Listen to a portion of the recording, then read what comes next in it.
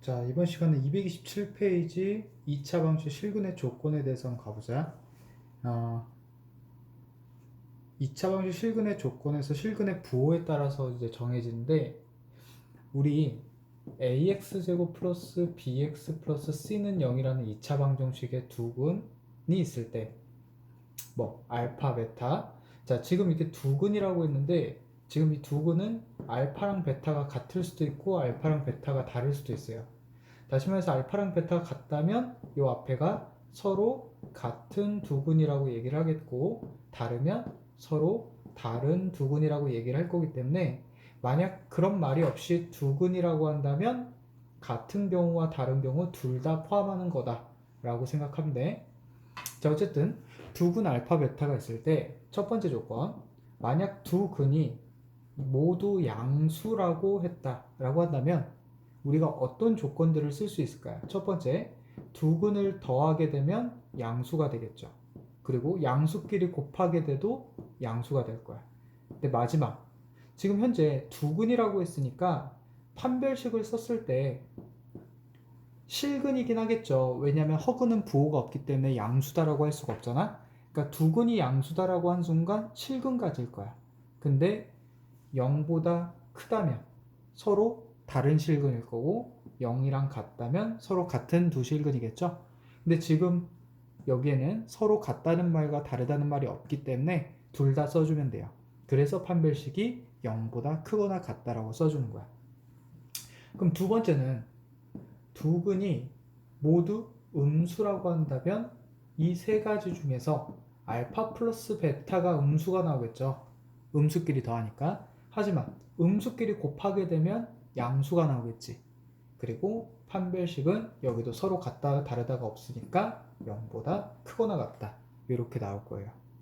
자, 마지막 세 번째는 그 근이 한 근이 양수고 다른 한 근은 음수가 된다면 어떻게 될까 이건데, 자, 한 근이 양수고 한 근이 음수라고 한다면 더해서 양수가 될 수도 있고 더해서 음수가 될 수도 있죠. 왜냐하면 근이 3하고 마이너스 2면 더해서 양수가 될 거고, 두 근이 마이너스 3하고 2면 더해서 음수가 될 거기 때문에, 그래서 한 근이 양수다 한 근은 음수다라고 하면 합은 우리가 쓸 수가 없어. 하지만 곱은 쓸 수가 있죠. 두 근의 곱이 항상 어떻게 돼? 음수가 되겠지. 왜냐면 하나가 양수고 하나가 음수니까. 그리고 두 번째, 판별식을 쓰게 된다면 양수이고 음수이니까 같을 수는 없겠죠. 그러니까 크다라고 써야 될 거야. 자, 여기까지는 크게 문제가 없을 텐데, 우리가 두 근이 음수일 때는 판별식을 안 써주게 돼요. 그럼 이 부분에 대한 이유를 잠깐만 설명을 해줄게. 왜 안 써주게 되냐면, 자, 우리가 만약 2차 방정식이 허근을 가졌다고 볼게요. 즉 예를 들어 a 플러스 bi랑 a 마이너스 bi라는 두 허근을 가졌다고 볼게. 그리고 두 근을 곱해보자. 자, 두 근을, 허근인 두 근을 곱해볼게. 그럼 전개하게 되면 a제곱 빼기 b제곱 i제곱이 되면서 i제곱이 마이너스 1이니까 a제곱 더하기 b제곱이 되겠죠. 자, 그러면 얘는 음수인 근을 가질 수가 있어 없어? 두 근을 곱해서 음수가 나올 수가 없죠. a제곱 더하기 b제곱이니까 0 아니면 양수가 나오겠지. 다시 말해서 여기서 얘기하고 싶은 게 무슨 말이냐면, 만약 두 근이 허근이라면 곱해서 음수가 나올 수 있다 없다? 없다는 거야. 그러면 지금 봐봐. 두 근의 곱이 음수가 나왔죠. 바로 이 자체가 허근을 가질 수 없는 조건이 돼버리기 때문에 판별식을 쓸 필요가 없다는 거죠. 다시 말해서 두 근의 곱이 음수가 돼버린 순간 두 근은 실근이라는 것을 이미 증명을 하게 돼요. 그래서 두 근의 곱이 음수일 때는 판별식을 쓸 필요가 없다는 거야. 그럼 여기서는 판별식을 왜 써줬냐 봤더니 두 근의 곱이 어때? 양수가 나왔지? 허근끼리 곱하더라도 두 근의 곱이 양수가 나올 수 있기 때문에 두 근의 곱이 양수일 때는 실근을 가질 수도 있고 허근을 가질 수가 있어서 판별식을 꼭 같이 써줘야 되고, 두 근의 곱이 음수일 때만 판별식을 쓸 필요가 없어요. 자, 이렇게 정리해주면 될 것 같고, 자, 그럼 요거 가지고 우리 229페이지에 필수 예제 23번 한번 같이 한번 풀어보자.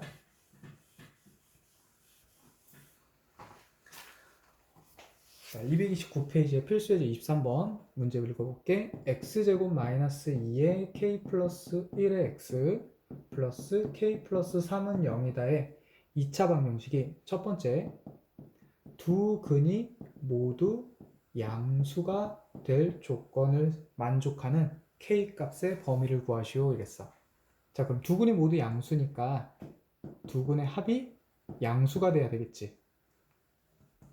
근데 지금 같은 경우는 두 근의 합이 우리 근과 계수와의 관계에서 마이너스 a분의 b잖아.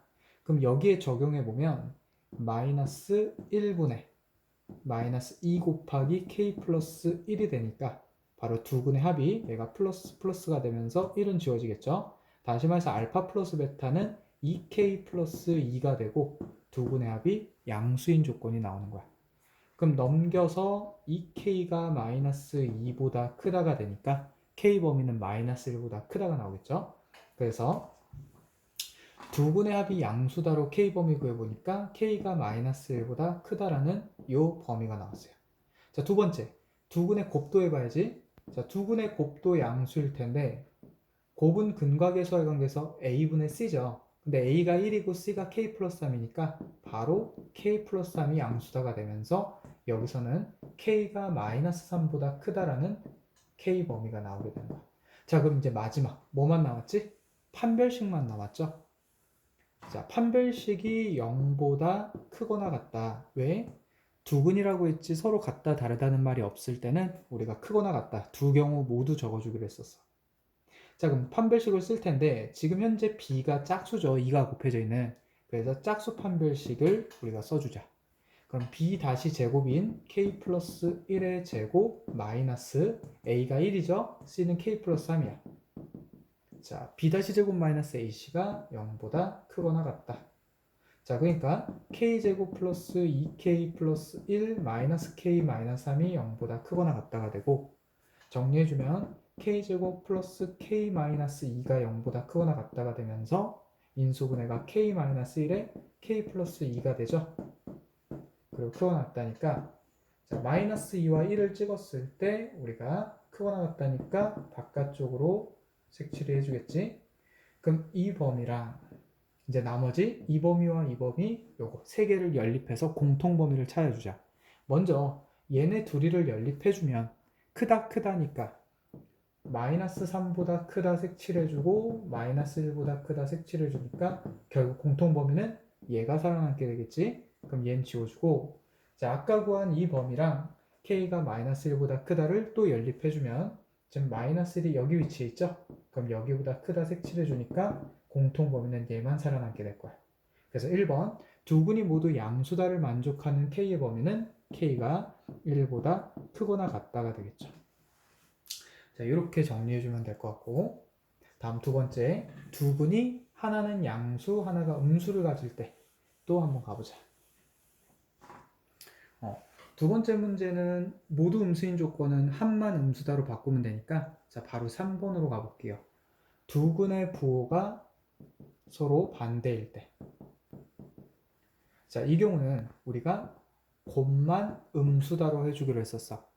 그러면 곱이 a분의 c죠. 다시 말해서 k 플러스 3만 음수가 되니까 k가 마이너스 3보다 작다. 바로 해가 나오죠.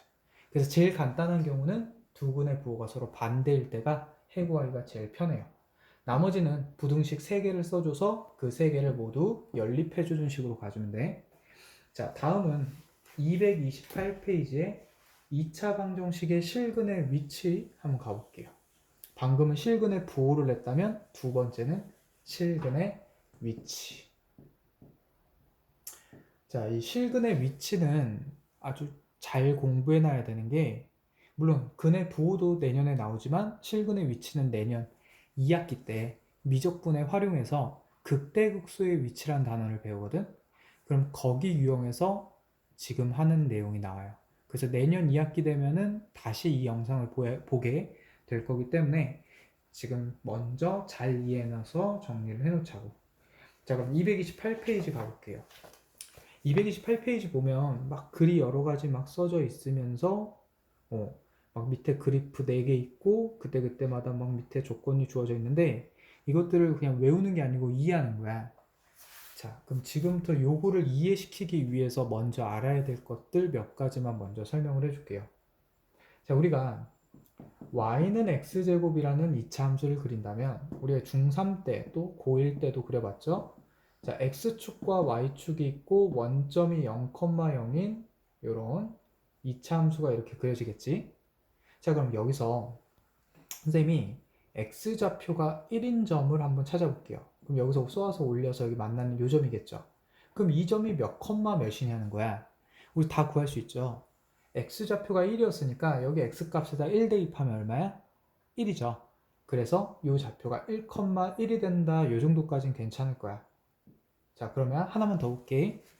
뭘 설명하려고 그러냐면 우리가 함수는 지금처럼 y는 x제곱으로 표현할 수도 있지만 얘처럼 fx는 x제곱으로 표현해도 상관이 없어요. 그리고 그래프 그릴 때도 똑같아. 똑같이 옆에서 그린 그림이랑 똑같이 그려줄 수 있어요. 그리고 나서 여기 x좌표가 1인 점에서의 이 좌표를 구해보자 이거야. 그럼 아까 같은 경우는 여기 x에다 1을 대입해서 y좌표를 구했지? 그럼 여기도 1을 대입해서 y좌표를 구할 텐데 이 식 전체에다가 1을 한번 대입해 볼게. 여기다가 1을 대입하면 x에 1 대입하면 y는 1이 됐잖아? 그럼 여기 있는 식에다가 x에다 1을 대입하면 f1은 1이 되죠. 그럼 도대체 이 f1이라는 값이 1이 나왔는데 이 f1은 뭐냐는 거야? 라고 보면 바로 얘 값이 의미하는 게 f1이에요. 즉 f1은 우리가 중학교 2학년 때 함수 값이라고 해서 배웠거든? x에다가 대입한 값. 근데 이 나온 결과값은 지금 현재 x에다 1 집어넣었을 때의 이 y좌표를 구한 거죠. 다시 말해서 여기 선생님이 얘기해주고 싶은 건 뭐냐면 이 함수값이라는 건 바로 y좌표예요. 그리고 그 함수값 안에 들어있는 그 괄호 안에 있는 값이 바로 x좌표인 거지. 다시 말해서 f1이다라는 이 뜻은 x에다 1을 대입했을 때 나온 y좌표가 1입니다 라는 뜻이에요. 자, 이렇게 함수값이 바로 y좌표다. 요거 하나 정리해주고 그때 대입한 x값이 x좌표다. 이 두 가지 꼭 기억하면서 지금 한번 이제 문제 들어가 볼게. 자, 실근의 위치거든. 자, 잘 봐봐. ax제곱 플러스 bx 플러스 c는 0이라는 2차 방정식이 만약 인수분해가 x 빼기 알파, x 빼기 베타로 인수분해가 돼서 근이 알파랑 베타가 나왔다고 보자. 자, 알파, 베타는 같을 수도 있고 다를 수도 있어요. 그거는 꼭 염두를 해두고. 자, 근이 이렇게 나왔는데 선생님이 만약 근이, 즉 두 근이 모두 1보다는 크고 3보다는 작습니다 라고 한번 근의 위치를 결정을 해볼게요. 다시 말해서 두 근의 위치가 1과 3 사이라는 거지. 그럼 여기서 이걸 어떻게 해석하겠냐는 거냐면 2차 방정식의 실근은 우리가 얘를 y는 ax제곱 플러스 bx 플러스 c로 놨을 때 얘를 인수분해해서 구한 이 알파 값과 베타 값은 2차 방정식에서는 근이었지만 2차 함수에서는 이 x값과 베타 값이 바로 x절편이었죠. 다시 말해서 실근의 위치는 2차 함수로 옮겨진다면 x절편의 위치다라고 우리가 해석할 수 있을 거야. 그럼 지금 이 2차 함수가 만약 a가 0보다 큰 양수여서 아래로 블록인 2차 함수였다면 x축과 만나는 두 점의 x좌표가 알파랑 베타라는 거겠고, 또 하나, 잠깐만, 그림을 너무 세로로 세웠으니까 조금 눕혀서 그릴게요. 얘가 알파, 베타라는 거겠고, 또 하나, 이 알파랑 베타라는 거는 전부 1보다는 오른쪽에 있고 3보다는 왼쪽에 있는 점이니까 1과 3은 현재 여기와 여기에 있겠죠. 여기까지 괜찮지? 그럼 이 함수를 쌤 그냥 y는 fx라고 치환을 해볼게. 어차피 이거 같은 뜻이에요. 함수니까. 아까 fx로 나도 상관없다 그랬지? 자, 그럼 이렇게 했을 때 지금 두 알파와 베타가 1과 3 사이에 있는 이 함수식을 보면서 우리가 세 가지의 조건을 써보겠다는 거야. 자, 그럼 한번 가볼게. 자, 첫 번째 판별식인데 아까 선생님이 두 근이라고 했기 때문에 여기는 두 근 알파 베타이니까 서로 같다는 말 다른다는 말이 없다라면 알파 베타가 같을 수도 있고 다를 수도 있으니까 판별식은 0보다 크거나 같겠죠. 이건 아까 우리 두 근의 부호에서 했던 거랑 똑같을 거고, 지금부터 이제 하는 두 번째, 세 번째가 매우 중요해요. 두 번째, 세 번째가, 자, 두 번째는 뭐냐면 바로 이 함수가 y는 fx잖아. 그럼 1이 여기 있으니까 1이 바깥쪽에 있죠. 그럼 여기서 쏘아 올려볼게. 그럼 이 점은 x좌표는 1인 거지. 1에서 쏘아 올렸으니까. 그럼 y좌표는 이 x, 함수의 식에다가 x에다 1 대입한 값이겠죠. 다시 말해서 f1이겠지. 함수 값이 아까 y좌표라 그랬으니까. 마찬가지 여기가 3이라면 여기서 쏘아 올린 이 점이 3,f3이겠죠. 지금 무슨 말을 하고 싶냐면 이 f1이 이 점의 y좌표고 f3은 이 점의 y좌표잖아. 근데 x축보다 위에 있어. x축보다 위에 있으니까 이 y좌표는 양수겠죠. 마찬가지 이 y좌표도 양수겠지. 그래서 f1 다시 이 식에다가 1 대입한 그 식의 값이 y좌표가 양수일 거고 3을 대입한 y좌표도 양수일 거라는 거야. 자, 이렇게 식을 정리해주고 마지막 하나는 뭐냐면 바로 이 함수의 추계방정식이에요. 자, 중학교 3학년 때 그리고 우리가 고등학교 1학년 때 선생님이 되게 중요하다고 했는데 여기 봐봐. y는 ax제곱이라는 이 녀석을 쌤이 식변형을 하면 예전에 우리 1학기 중간고사에서 변형해줬어. a의 x 플러스 2a분의 b제곱 플러스 점점점 이렇게 나왔었지. 그럼 꼭지점 좌표가 마이너스 2a분의 b 점점점 이었을 거야. 다시 말해서 이렇게 주어져 있는 2차 함수식의 꼭지점의 x좌표가 마이너스 2a분의 b니까 바로 이 추계방정식이 x는 마이너스 2a분의 b다 라고 할 수 있는 거죠. 근데 이 축은 현재 1보다는 오른쪽에 있고 3보다는 왼쪽에 있죠. 그래서 마이너스 2a분의 b가 1보다는 크고 3보다는 작습니다 라고 우리가 이 조건 3개를 세울 수 있어요. 그럼 얘를 줄여가지고 선생님은 뭐라고 얘기를 하냐면 자, 판별식을 썼죠. 두 번째 이거는 뭐였어? 각각에 있는 점들을 대입했죠. 그리고 마지막 얘가 누구 방정식? 추계방정식이죠. 자, 결론 내릴게요. 2차 방정식에서 실근의 위치 조건은 바로 뭐다? 바로 판점축이다. 이렇게 정리해 놓으면서 앞으로는 판별식과 점대입과 추계방정식 조건 써서 부등식을 풀어주자는 거야. 판점축. 아, 2차 방정 실근 조건은 판점축이다 라는 거야. 자, 그럼 지금과 같이 얘는 어디서부터 출발했죠? 두 근 알파 베타가 1보다는 크고 3보다 작은, 즉 어떤 두 상수보다 안에 들어있는 근이다 라고 했을 때는 이렇게 판점축을 써줬죠. 그럼 이제 두 번째 유형으로 한번 가볼게.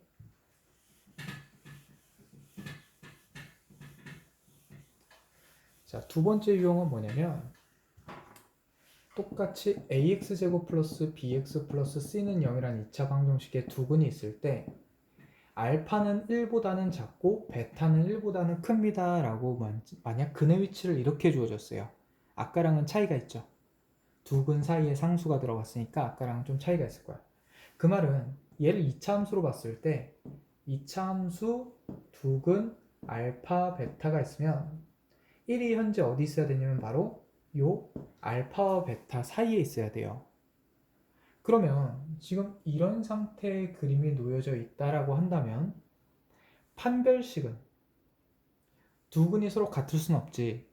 그러면 원래 같은 경우는 첫 번째 판점축을 쓰게 된다면 판별식은 0보다 크다라고 써야 될 거고 두 번째 1은 대입하면 f1의 값은 지금 현재 여기가 1, f1이죠. 그럼 이 점의 y좌표인데 여기가 x축이기 때문에 x축 아래에 있는 이 y좌표는 0보다 작을 거야. 그리고 세 번째, 축의 방정식 마이너스 2a분의 b가 1과 비교를 해야 될 텐데, 자, 여기 봐봐. 알파와 베타 사이에 1이 있다라고 했지. 그 1이 요 정가운데 있는 축보다 왼쪽에 1이 있을지 오른쪽에 1이 있을지 알 수가 없죠. 그래서 축은 우리가 사용할 수가 없고, 그럼 이 두 개만 쓰면 되잖아? 근데 여기서 하나 더. 바로 판별식도 이때는 쓸 필요가 없어요. 다시 말해서 판점축이 아니라 점대입으로 끝나버려. 언제? 두근 사이에 상수가 있을 때는 점대입으로 끝나버려. 자, 그럼 얘를 쓸 필요가 없다는 이유는 방금 설명했죠. 왜냐면 축보다 1이 어디 있을지 알 수가 없기 때문에. 알 수가 없어서 얘는 쓸 수가 없고. 그럼 왜 판별식은 쓸 필요가 없을까라는 거야? 자, 봐봐. 지금 현재 알파와 베타가 다음과 같이 이렇게 있고, x축이 이런 상태에서 알파 베타가 있고 1이 여기 있잖아. 그럼 1을 대입한 이 y좌표가 이미 0보다 작으니까 이 참수가 x축과 이렇게 위에서 떨어져 있을 가능성이 있어 없어? 없죠. 왜? 1을 대입한 값이 이미 음수가 나왔다는 건 이 부분 중에서 x축 아래로 내려간 부분이 단 한 점이라도 생겼다는 거야. 그 말은 x축이 분명히 이렇게 그어져야만 가능할 거고, 그럼 x축이 다음과 같이 이렇게 그어진다면 x축 절편이 몇 개가 생길 수밖에 없어? 반드시 두 개가 생길 수밖에 없다는 거죠. 다시 말해서 점대입하는 y좌표가 음수인 점이 한 점이라도 나와버리면 x절편은 저절로 두 개가 생기게 돼요. 그럼 판별식을 쓸 필요가 없겠지. 이해했죠?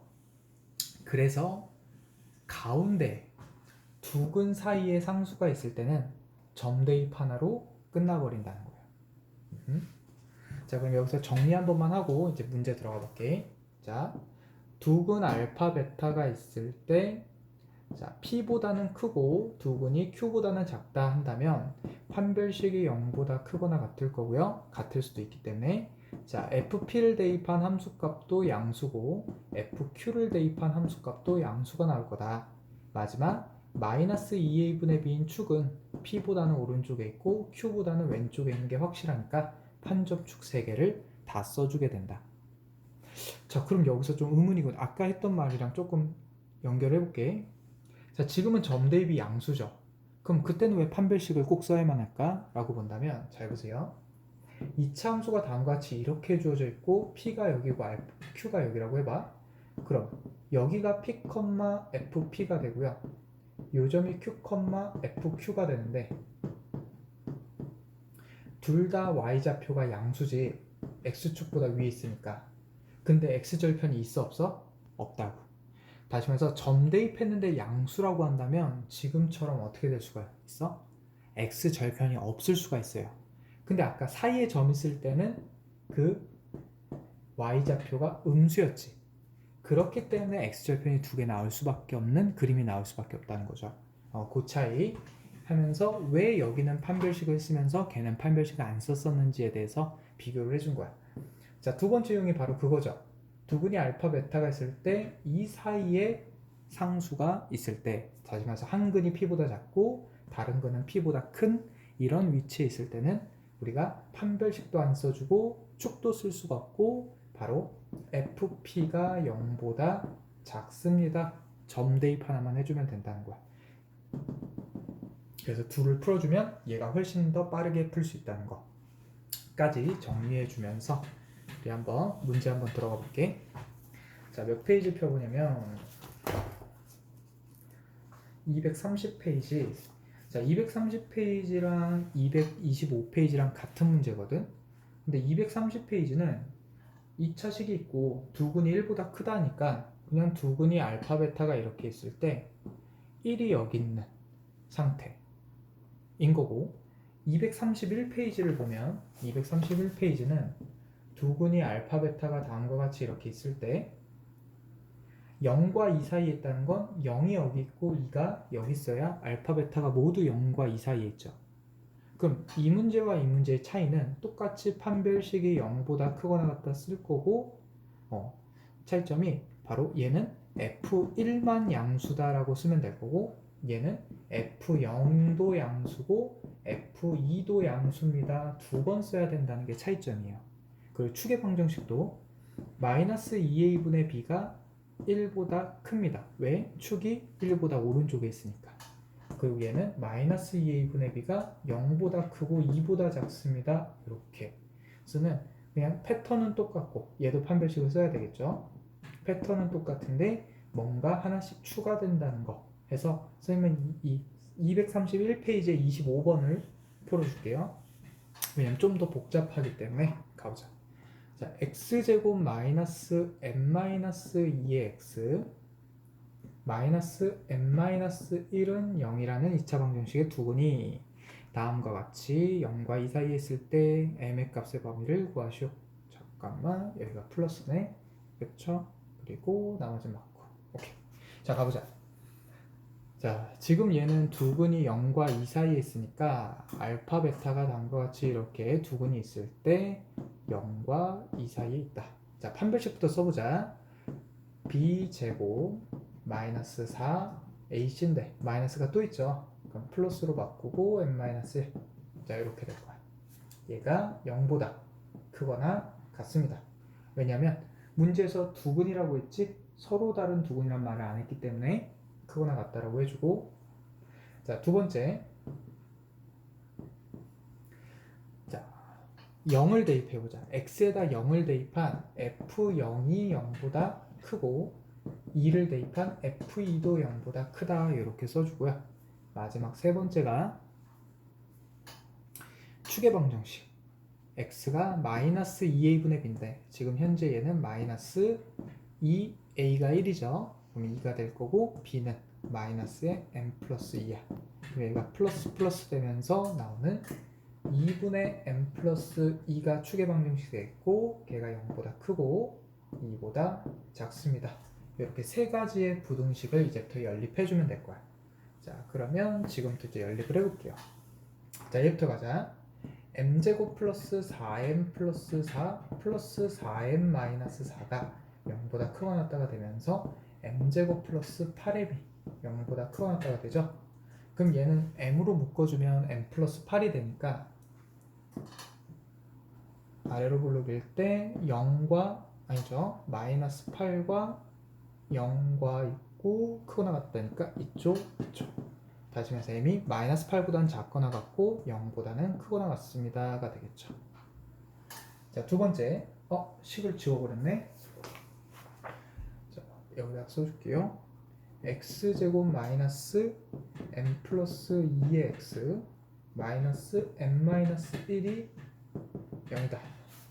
자, 그럼 이게 fx식이니까 여기다가 0 대입한 f0은 0, 0 되죠. 그럼 남은 건 얘가 남고 마이너스, 여기다가 마이너스 n 플러스 1이 0보다 크다. 다시 말해서 m이 1보다 작습니다가 나오겠죠. 자, 2를 대입하면 x에다 2를 대입하면 그러면 4, 2 대입하면 빼기 2가 돼서 곱하니까 마이너스 2m 마이너스 4 마이너스 m 플러스 1이 될 거고 얘가 0보다 크다. 다시 말해서 마이너스 3m 플러스 1이 0보다 크다가 되니까 얘는 m이 3분의 1보다 작다가 되겠죠. m이 1보다 작다, m이 3분의 1보다 작다. 이렇게 두 개가 나오겠어, 2번에서. 자, 3번은 양변에 2를 곱하자. 그럼 m 플러스 2가 0보다 크고 4보다 작다가 되고 양변에 2를 빼니까 m은 마이너스 2보다는 크고 2보다 작습니다가 나오겠죠. 자, 이렇게 세 가지의 부등식이 나왔어요. 그러면 요거 세 개를 연립해서 풀어줄게. 그럼 먼저 얘네 둘이 한번 연립해보자. 얘랑 얘 먼저 연립해볼까? 자, m이 1보다 작다랑 3분의 1보다 작다 연립하면 얘가 남겠죠? 작은 쪽은 작다가 남으니까. 그리고 얘랑 둘이 연립해볼게. 자, 마이너스 2와 2가 있을 때 색칠 한번. 그리고 3분의 1이 여기쯤 있죠? 얘보다 작다, 색칠 한번. 그럼 결국 남는 건 얘니까 이렇게 전부 연립하면 남는 부등식은 m이 마이너스 2보다는 크고 3분의 1보다는 작다가 나온 거야. 자, 그럼 얘랑 최종적으로 누구? 요 마지막 끝에 있는 부등식을 연립해 주면 되겠죠? 그럼 마이너스 8보다 작거나 같다 색칠, 0보다는 크거나 같다 색칠을 해주면서 얘를 적어줄게. 마이너스 2보다는 크고 3분의 1보다는 작습니다를 색칠해주면 결국 공통범위는 얘가 돼서 최종 답은 x가 0보다는 크거나 같고 m이죠. 그리고 3분의 1보다는 작습니다 라고 해서 최종 답이 나오겠죠. 자, 이렇게까지 정리해주면 될 것 같고 사이에 있는 문제 하나만 더 풀어주고 마무리할게요. 왜냐면 필수예제 문제 사이에 있는 버전이 없으니까 몇 번으로 풀어줄 거냐면 278번 231페이지 278번 한번 풀어보자. 자, 빠르게 갈게요. x제곱 마이너스의 n-4의 x n-4의 제곱의 x 그리고 4 플러스 2는 0이다에 두근 사이에 2가 있을 때예요. 그럼 아래로 굴러온 2차 방정식에 두근이 알파 베타가 있고 사이에 2가 있으니까 점 대입만 하면 되겠지? 다시 말해서 여기다가 대입한 f2가 0보다 작다라는 거겠죠. x축 아래에 있으니까 y좌표가.